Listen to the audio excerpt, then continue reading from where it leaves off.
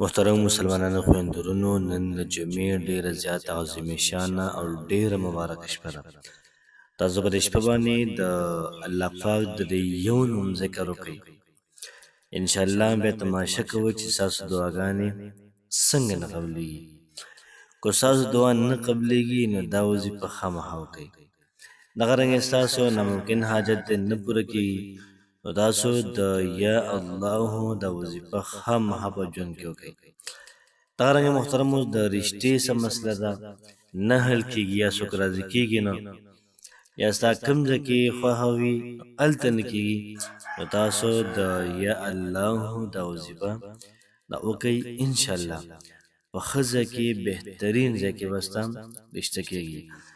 دغه رنګې څه مشکل دی او دغه مشکل نه پوره کېږي نه حل کېږي انشاءالله العزیز الله پاک حل المشکلات دې ستاسو تمام مشکلات او ختم کړي. بسم الله الرحمن الرحیم. شروع کوم د ډیر زیات بخښونکي او د ډیر زیات مهربانه رب په نوم باندې. زه ګواهي ورکوم د دې خبرې چې د الله پاک نه علاوه د عبادت لایق بل څوک نشته. نبي کریم صلی الله علیه و آله وسلم د الله بنده او د الله پاک رسول دی. محترم مسلمانانو خویندورونو، نن چې کومه وظیفه ده انتهایی لاجواب او انتهایی پاورفل وظیفه ده. نن چې کومه وظیفه ده د الله پاک چې کوم ذاتي نوم دی یا الله، په دې باندې کله موږ الله پاک راوبلو نو الله پاک موږ ته جواب دا راکوي. الله پاک موږ ته جواب راکوي.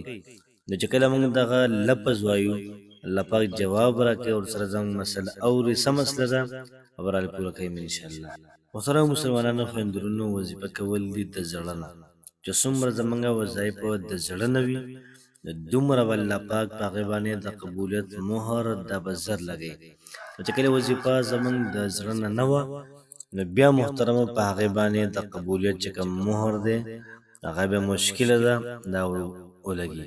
ځکه چې الله پاک ازما وهل کوي خپل بنده ته ګوري چې زما را بنده الله پاک ګوري زما را بنده څومره ما باندې یقین کوي څومره ما باندې اعتماد کوي. نو بیا هغه لیول چې کله بنده ورسېږي نو الله پاک والله یو څیز ورکړي بیا دا څه غواړي. ولیس للانسان الا ما سعی. انسان لپاره هغه څه دی چې کوم لپاره د انسان کوشش وکړو. ته کوشش کې ته محنت کې انشاءالله دا به ضرور رنګ دا به راوړي. داسې به نه وي چې یاره دا کار ما وکړو دا پلانکي وکړو دا د بل وکړو داسې نه، بس داسې وایه چې دا کار الله وکړو زما قسمت تقدیر کې الله پاک ولیکل او دا کار یې داسې وکړو. لکه څنګه چې قارون ته وویلی شو چې ته زکات شروع کړه د خپل مال نه، هغه ورته څه وویلې په زکات ولې ورکړم یار، دا خو زما کمال دی، دا خو زما د لاسونو کمال دی، زما د عقل کمال دی چې ما دونه پیسې را جمع کړې دي. دغه د الله پاک څه دي. محترمو کوشش کول پکار دی چې سم موږ وکړو صرف دې لپاره وکړو چې الله پاک دا راضي شي.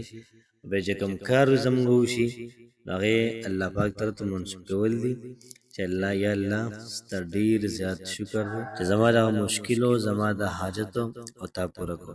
محترمو د جمعې مبارکه شپه ده او په دې شپه باندې دا وظیفه وکئ انشاءالله خوشحاله به وي ژوند به هم بدلېږي. تاسو د یا الله دا وظیفه دا 501 پیره وکئ 501 پیره یا الله یو پیره شو، یا الله دو پیره، یا الله درې پیره. یو ترتیب دا شو. بل دا ده چې یا الله یا الله یا الله یا الله یا الله داسې شو داسې خو ذکر لئ یا الله یا الله یا الله.